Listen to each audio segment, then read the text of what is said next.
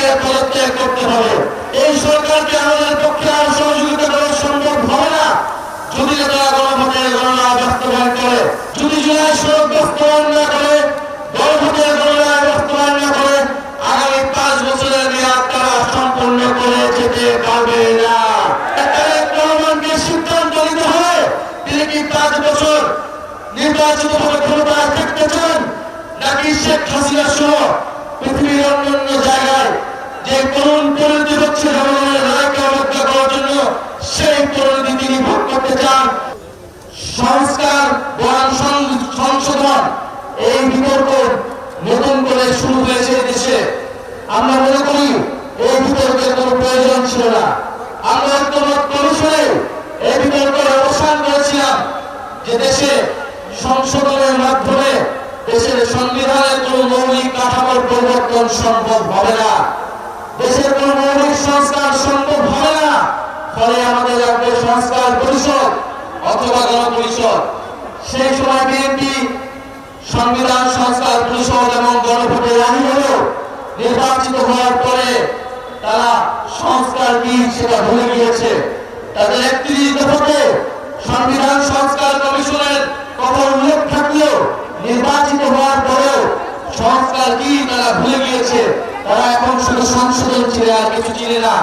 এবং বিএনপি সমর্থিত কিছু দালাল বুদ্ধিজীবী তারা প্রচার করছে দেশে সংশোধন প্রয়োজন, সংস্কার প্রয়োজন নেই। কিন্তু দেশের মানুষ সংস্কারের জন্য জীবন দিয়েছে। এদের এই বিএনপি গত 16 বছর ধরে সংস্কারের মূলা ছড়িয়ে 31 দফার মূলা ছড়িয়ে জনগণের সাথে প্রতারণা করেছে। সিলেটবাসী আজকে ঢাকাতে তীব্র গ্যাসের সংকট, গ্যাস পাওয়া যাচ্ছে না।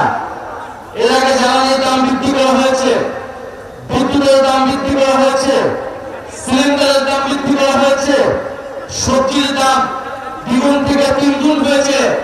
বাংলাদেশের রাজধানী ঢাকাতে মধ্যবিত্তের উপরে করের বোঝা চাপিয়ে দিয়েছে বাজেটের মধ্য দিয়ে। দেশের মানুষের যে অর্থনৈতিক সংকট, সেই সংকট থেকে উত্তরণের জন্য আন্তর্জাতিক যে সহযোগিতা প্রয়োজন সেই সহযোগিতা সরকার পাচ্ছে না, কারণ সরকার সংস্কার করবে না। ফলে সরকার যদি সংস্কার না করে, সরকার যদি বিচার না করে, ফলে জনগণের মধ্যে যে নতুন আস্থা তৈরি হয়েছিল সেই আস্থা তারেক রহমানের সরকার ধরে রাখতে পারবে না। ফলে আমরা সরকারের কাছে আহ্বান জানাবো, আপনারা দ্রুত সময়ের মধ্যে গণভোটের যে গণনায় সেই গণনায় বাস্তবায়ন করুন। আপনাদের নতুন ডিসেন্টের আলোচনা গণভোটের গণনায় আমাকে জুলাই সনদ বাস্তবায়ন করতে হবে। সংবিধান সংস্কার পরিষদের মাধ্যমে সংবিধানের সংস্কার করতে হবে। এবং বিগত 16 বছর ধরে বিএনপি জামাত সহ ফ্যাসিবাদ বিরোধী দলগুলোর যে দাবি ছিল তত্ত্বাবধায়ক সরকার, সেই তত্ত্বাবধায়ক সরকার ফিরে আসলো। তত্ত্বাবধায়ক সরকার কোন রূপে গঠিত হবে এটা এখনো জনগণের কাছে পরিষ্কার হয় নাই। এবং আমরা দেখছি বিএনপি দেশের সকল প্রতিষ্ঠান, নির্বাচন কমিশন থেকে শুরু করে সকল প্রতিষ্ঠানকে দলীয়করণ করছে। এই দলীয়করণের ফলে দেশের নির্বাচন ব্যবস্থার যে উন্নতি আমরা চেয়েছিলাম সেই উন্নতি আমার সম্ভব হয় না। আগামী স্থানীয় সরকার নির্বাচনের আগে নির্বাচন কমিশন সংস্কার করে পুনর্গঠন করতে হবে, অথবা এই নির্বাচন কমিশনারদেরকে পদত্যাগ করতে হবে। প্রিয় সিলেটবাসী, আজকে এই সমাবেশের মধ্য দিয়ে সিলেটে আমাদের যে 11 দলের বিভাগীয় সমাবেশ, সেই সমাবেশ সমাপ্তি হতে যাচ্ছে। ঢাকার পরবর্তীতে মহাসমাবেশ অনুষ্ঠিত হবে এবং সেই মহাসমাবেশ থেকে আমাদের বৃহত্তর গণ আন্দোলনের ডাক আসবে। আমরা স্পষ্টভাবে বলেছি এই সরকারকে আমাদের পক্ষে আর সহযোগিতা করা সম্ভব হবে না যদি তারা গণভোটের গণনা বাস্তবায়ন করে।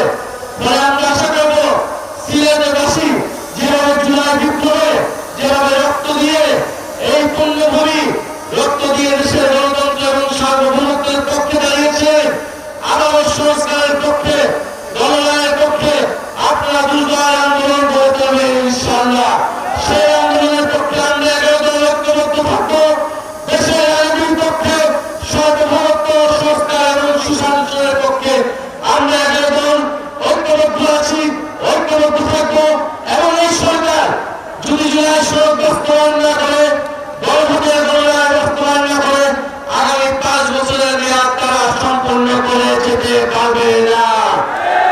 তারেক রহমানকে সিদ্ধান্ত নিতে হবে, তিনি কি 5 বছর নির্বাচিতভাবে ক্ষমতায় থাকতে চান, নাকি শেখ হাসিনা সহ পৃথিবীর অন্যান্য জায়গায় যে তরুণ পরিণতি হচ্ছে জনগণের রায়কে অবজ্ঞা করার জন্য, সেই পরিণতি তিনি ভোগ করতে চান। সিদ্ধান্ত তারেক রহমানকে নিতে হবে।